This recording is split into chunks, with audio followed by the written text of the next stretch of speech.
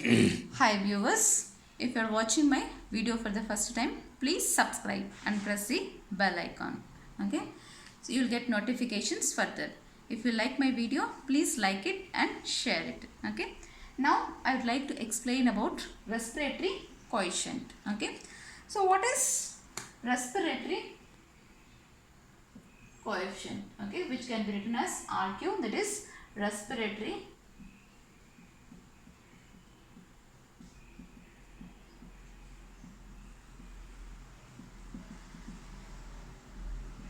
quotient. Okay, so it is the ratio of volume of carbon dioxide evolved to the volume of oxygen consumed in aerobic respiration. So that is nothing but respiratory quotient. So respiratory quotient, that equal to, so ratio of volume of carbon dioxide eliminated by volume of oxygen consumed during aerobic respiration. Okay, so it is a ratio of volume of carbon dioxide eliminated to the volume of oxygen consumed, okay, during aerobic respiration.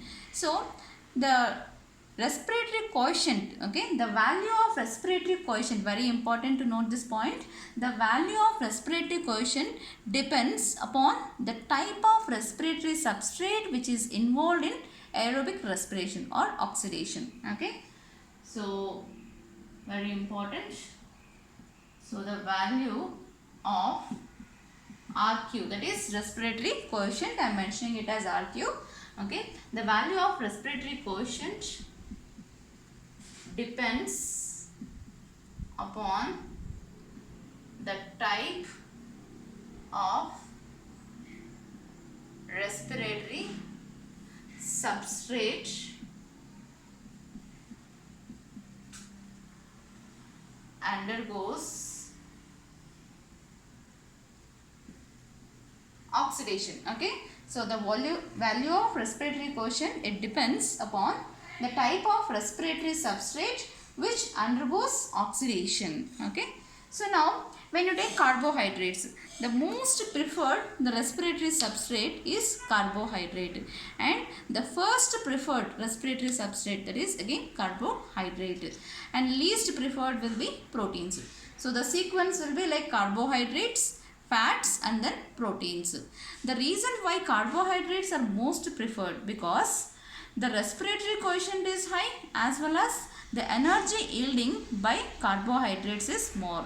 So it is most preferred respiratory substrate. Okay, so when you see the respiratory quotient for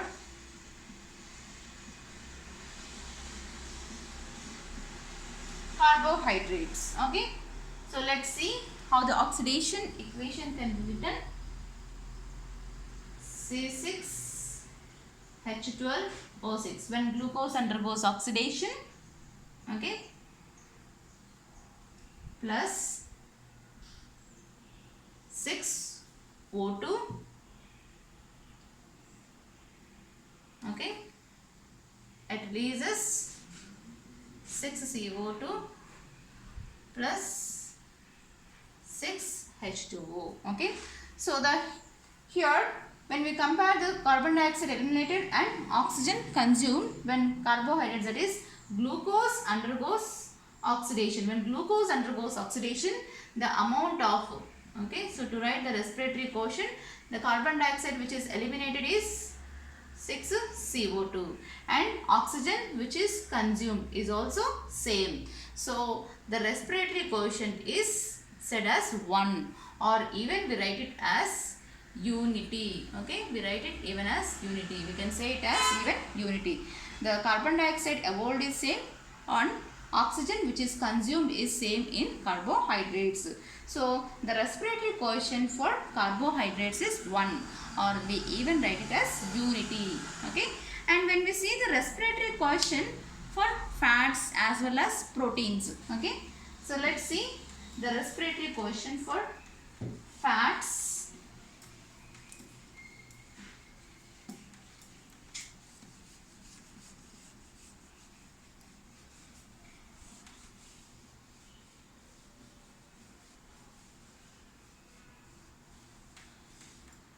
Okay, so let's write for fats.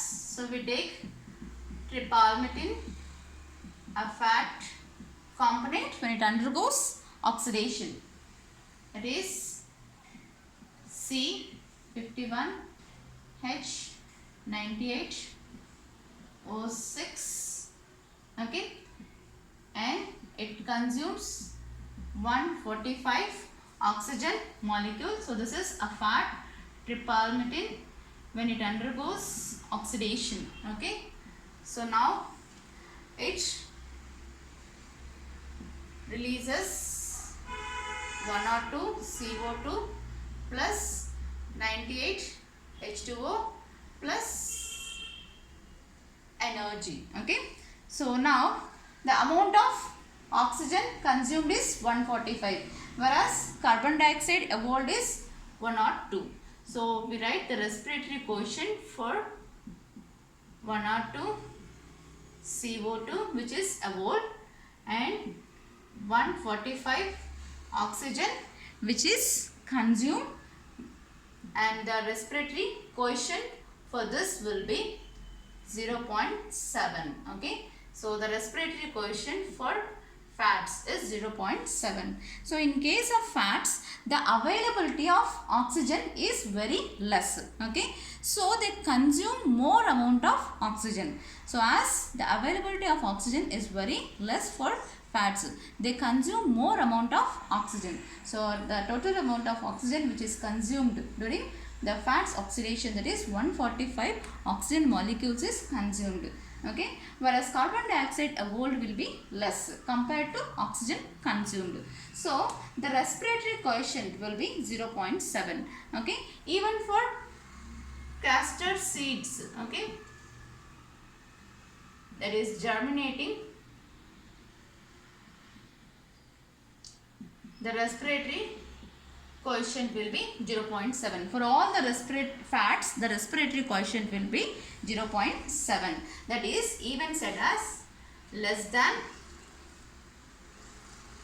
1. Okay, less than 1. Okay, and when we compare for the proteins, so respiratory coefficient for proteins, it is 0.9 approximately. Okay, for proteins it is 0.9, respiratory quotient is 0.9 approximately. So pure proteins as well as pure fats, okay, they can never be direct respiratory substrates. Okay, so pure proteins and pure fats, okay, can never be direct respiratory substrates. Okay,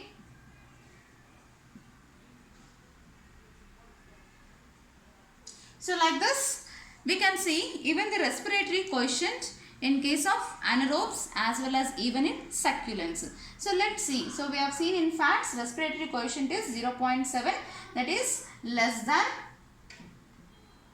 1. Okay, and even in case of proteins it is 0.9, it is less than 1. Okay, less than 1 or less than unity. Okay, so now this fats which require more amount of oxygen during their oxidation process, that is why their respiratory quotient is less than 1. Okay, that is 0.7. And next we say for anaerobes as well as organic acids,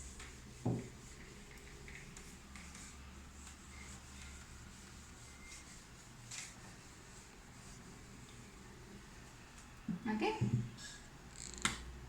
so respiratory quotient for organic acids. So organic acids means, for example, you can take malic acid, okay, or even succinic acid. So all these are organic acids, okay. So now C4H6O5 plus 3 oxygen molecules. So this is when malic acid, that is organic acid, which is rich in oxygen, okay, when it undergoes oxidation, okay, it consumes very less amount of oxygen, okay. So the organic acids, they consume less amount of oxygen, okay. So because this malic acid, which is organic acid, okay, so it is an organic acid which is rich in oxygen, okay. So the organic acids, usually they are rich in oxygen, so they consume very less amount of oxygen from the atmosphere. So the oxygen which is consumed during their oxidation process, that is during the respiration process, it is very less. It is consuming only 3 oxygen. So now for carbon dioxide, the respiratory quotient can be 4 carbon dioxide and 3 oxygen molecule. So the respiratory quotient in case of organic acids will be more than 1, okay, that is 1.33. It is more than 1, okay. So in case of organic acids, the amount of oxygen which is already present in these organic acids, which is available in them, is more. That is why the respiratory quotient, okay, will be 1.33, because they consume very less amount of oxygen from the atmosphere, as the organic acids are rich in oxygen due to their metabolic activities, okay. Next, respiratory quotient in case of anaerobes, okay, respiratory quotient in anaerobes, okay. So anaerobes means these are the organisms which does not require oxygen, okay, they does not require oxygen, okay. So respiratory quotient in case of anaerobes, okay, it will be only carbon dioxide will be evolved, but there is no oxygen, so we write it as 0 oxygen which is being consumed. So oxygen which will be consumed will be 0, okay. So the respiratory quotient will be infinity. Very important, the respiratory quotient, okay. So respiratory quotient in case of anaerobes, it will be infinity. And next, respiratory quotient in case of succulents. In succulents, that is xerophytic plants, okay. In succulents,